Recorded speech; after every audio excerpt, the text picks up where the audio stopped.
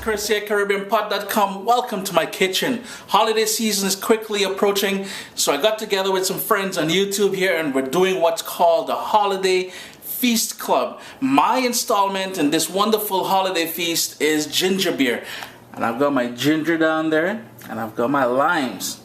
This is a take on my dad's classic recipe for Caribbean style ginger beer. Now, to avoid copyright infringement, because the last thing I need is my dad taking me to court for using his recipe all over YouTube, I'm gonna give his recipe my unique twist. So this is an unconventional ginger beer. You're gonna love it. Let's get, well, we're really cooking, but we're making some drinks. There are a few ways you can do this, and today I'm using just a box grater.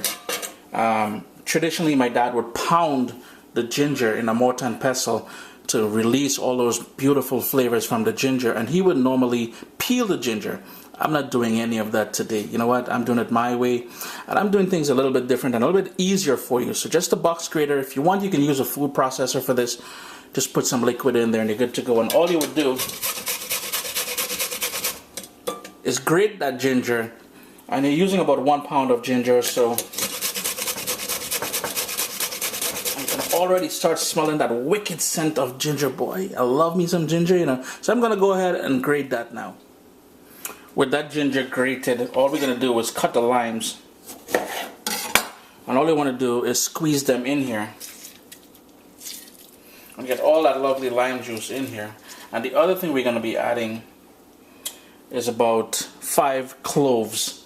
You may want to cut back. If cloves is not your thing, you can cut back on that, but it gives it a nice twist as well. So I'm going to just go ahead and continue squeezing all that lime juice into the bowl.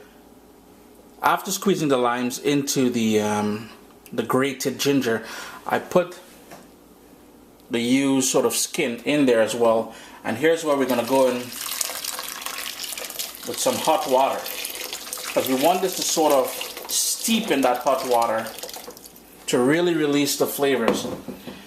Guys, my dad would now, well, typically, traditionally, not just my dad, anyone making this down in the Caribbean would let this sit for about 24 hours at least, sometimes as much as a week, to let it really draw out all that lovely ginger flavor from the grated ginger. But in our case, we want this fast. We have people coming over in about 2-3 hours or so. So all we're gonna do, we're gonna let that sit in there now for about half an hour. That's it, half an hour. And then we're gonna add some more flavor ingredients. We're gonna spike things up and we're gonna sweeten it. You're gonna love it, man. Stay tuned. After it's steeped, what you want to do now is strain it, and all that stuff that's in there, you want to give it a good squeeze. You see how much more juice you get out of there? Because you really want to get as much juice as you can out of this. Keep moving it around in here. You can squeeze it with your hands as well if you want. To ensure you don't get any of that ginger pulp in the drink when it's all done, I'm just going to strain it for a second time. And there you can see I did catch some more pulp. With the liquid still warm, I'm going to go in with the sugar at this point, because that warm water is going to help dissolve that sugar very quickly. I'm using white granulated sugar here. Traditionally, again, I keep moving back to traditionally, but traditionally brown sugar would be used. So all you want to do, whisk that until all that sugar is melted.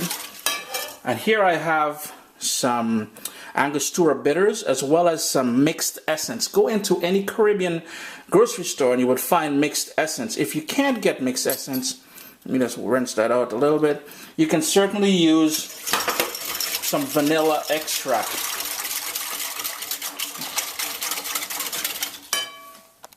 The final 2 ingredients to go in here, and I'm still seeing some little dregs on the top, so maybe I need to strain it one more time, but say what, we go in live now.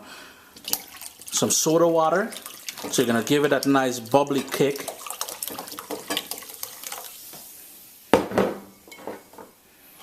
Spiked, so white rum. Boy oh boy, big people thing. And that's it, guys. What you want to do now is taste it, obviously, for sugar. Make sure it has enough sugar for you. If you want, you can add some slices of limes in here as well. But with those notes from the Angostura bitters, the mixed essence, the cloves, and of course lovely ginger, you know, Give it a taste. You're gonna love it, man. All served up with ice and waiting for some friends to come over. Big People Unconventional Ginger Beer. Guys, Chris here as usual. It's a pleasure having you guys here in the kitchen with me. I do hope you click on subscribe. All the latest cooking videos with that uniqueness of the Caribbean will be sent directly to your inbox as soon as they go live. Give this recipe a try. You will love it. It's going to be a wicked holiday drink. Nice and warming. You know, it has a little kick with that rum in there, man. Have a good one. Hello, I'm Chef Diane DeMay. If you're looking for some unbelievable non-traditional dishes to add as a side dish or even another main dish, you have to check out my Holiday Feast Club collaborators.